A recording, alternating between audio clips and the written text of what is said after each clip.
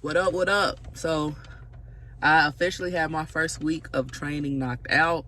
Yesterday was my 5th day, so officially got done with my first week. My first video kind of explains to you that the first 3 days is kind of just like, watching videos in class type of training. So Thursday morning was my first actually day on the job training.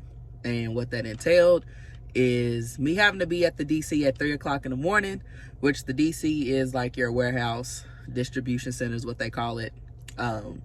My trainer is a bulk driver. So with bulk drivers, they have like your bigger stores. So he has 3 stores on his route, which is JC's, Sam's, and Myers. So the first day, that Thursday morning, meeting him at 3 o'clock in the morning, let me just say, if you are not a morning person, but you want to do the job, just have that in your head. Like, the start times are not for the weak. It's early. So I met him there at the DC at 3. Soon as we met up, the first thing that we went over was what they call a pre-trip. That's basically you just walking around the truck, making sure that there's nothing on the truck or nothing going on with the truck that can cause a hazard with driving it. Some things that if they do show up on the truck can cause you not to drive that truck that day. You have to get like a spare or something, but that's typically like brake issues or things that's like serious things that can cause really bad accidents and things like that. But so we did our pre-trip and I rode him to the first store. Basically that first day was just a very high overview of what the job is. So we didn't really get into deep info about like the cell phone, because we do have iPhones. You get a company provided cell phone. So we didn't really touch base on, deep dive into anything. Basically just high overview, watched him how he does his stuff. I'm a very hands-on type of person, and it drives me crazy just standing there watching somebody. So I volunteered myself to hop in and, rotate some chips, stock some chips. So that's pretty much the most that I did the very first day. He explained to me the ordering process of how different chips are ordered, kind of how he follows the ordering process, whether it's I ordered these on those days, and then these type of chips on these days. Kind of was just giving me a high overview of his process, because with these type of roles, it's your business. Your route is your business. Everybody's process is not the same.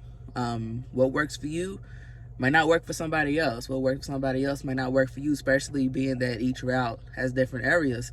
Some areas may love hot and spicy chips more. Some people may be more into just the salty type of chips. So like, everybody's process is not going to be the same. So we kind of just talked about that. The biggest thing that he really drove home on my first day was just rotating. For those who don't know, rotating is basically just when you get new chips in, making sure that the new chips go in the back.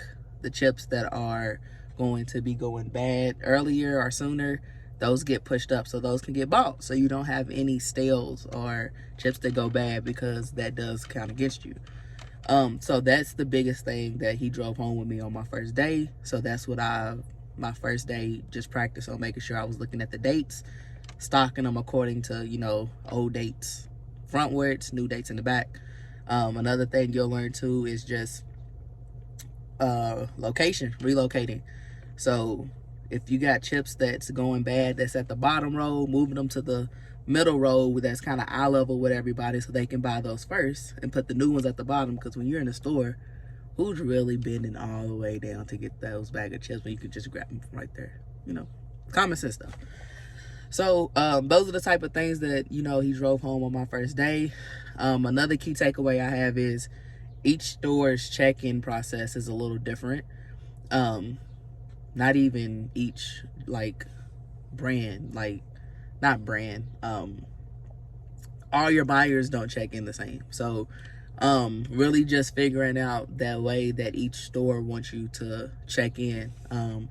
Some stores were very to the book on how they did things, and then I realized that some stores are kind of a little lenient with how they wanted things to be done, which I guess comes with time and just learning your people and building those relationships. Because at the end of the day, this role is really big on building relationships with those with the store personnel. So we did the 3 stores. I would say once we got done with the 3 stores and got back to the DC, and then he showed me how to do my time card, we were done. I think I was leaving out about like 12:45 ish, something like that. So not too bad. I'm gonna be honest with you, I came into this kind of with the mindset I'm a very positive person. So I'm just like, you know what, positive mindset. I'm gonna wake up early. It's early, but I'm gonna make it do what it do.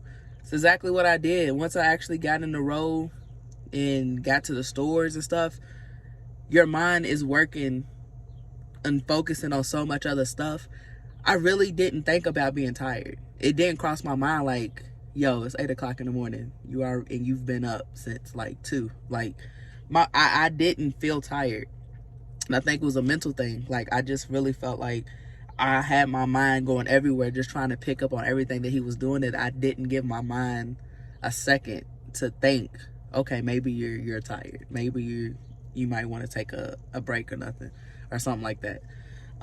Once I got to the DC and got back in my car and kind of sat there for a second, I think that's when it sunk in, like, holy crap. Like, wow, okay. It is a little bit more of a physical job than you were expecting it to be, but still not bad at all. What I will say is your body would definitely be sore a little bit. For those who are not used to having a physical job, I know myself, I was a FedEx driver for 5 years, but that also was maybe about 3 or 4 years ago. So not all the way out of shape, but about 80% of out of shape. So my body was a little sore, but that was expected. If you come into this thinking that you're not gonna have days where you're gonna be a little tired, then I just, I don't know what to tell you. But wasn't bad at all. My second day I trained with somebody different. Funny thing is, it turns out that him and my actual trainer are brother-in-laws, so they actually know each other really well, clearly. But rode with him just because my original trainer's schedule is Sunday through Thursday, and I wanted to make sure I got my 5th day in. Same concept with him. All 3 of his stores were Kroger's.